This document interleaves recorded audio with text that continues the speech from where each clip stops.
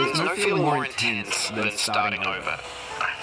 If you deleted your homework the day before it was due, as I have, or if you left your wallet at home and you have to go back after spending an hour in the computer. If you won some money at the casino and then put all your winnings on red but it came up blank. If you got your best shirt dry cleaned before a wedding and then immediately dropped food on it. If you won an argument with a friend and then later discovered that they just returned to their original view. Starting over is harder than starting up. If you're not ready for that, like if you've already had a bad day, then what you're about to go through might be too much. Feel free to go away and come back. I'll be here. Alright, thanks for coming with me on this trip. I'll understand if you have to take a break at any point. Just find a safe place to stop and quit the game. Don't worry, I'll save your progress, always, even your mistakes. This game is a homage to a free game that came out in 2002 titled Sexy Hiking. The author of that game was Jazzhor, a mysterious Czech designer who was known at the time as the father of B games. B games are rough assemblages of found objects. Designers slap them together very quickly and freely, and they're often too rough and unfriendly to gain much of a following. They're built more for the joy of building them than as polished products.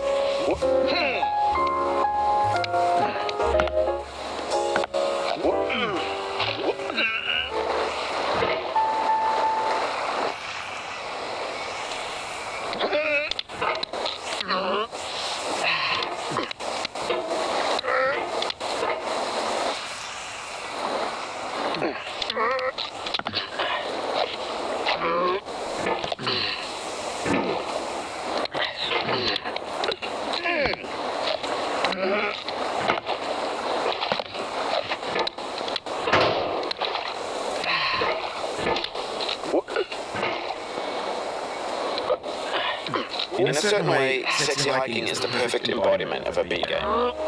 It's built almost entirely out of found and recycled parts, and it's one of the most unusual and unfriendly games of its time. In it, your task is simply to drag yourself up a mountain with a hammer.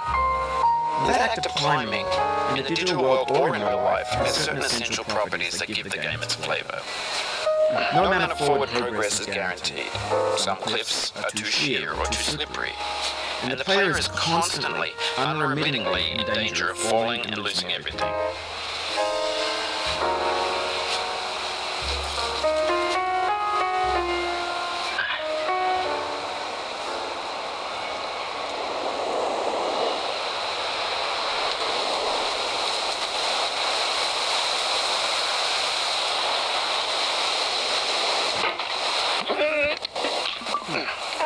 Anyway, when you start Sexy Hiking, you're standing next to this dead tree that blocks the way to the entire rest of the game.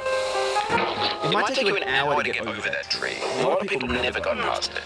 Prod and poke at it, exploring the limits of your reach and your strength, trying to find a way up and over. And there's a sense of truth in that lack of compromise. Most obstacles in video game worlds are fake.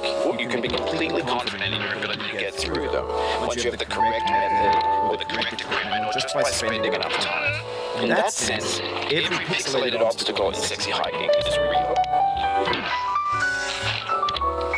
The obstacles and sexy hiking are unyielding, and that makes the game uniquely frustrating. But I'm not sure Jazro intended to make a frustrating game. The frustration is just essential to the act of climbing, and it's authentic to the process of building a game about climbing.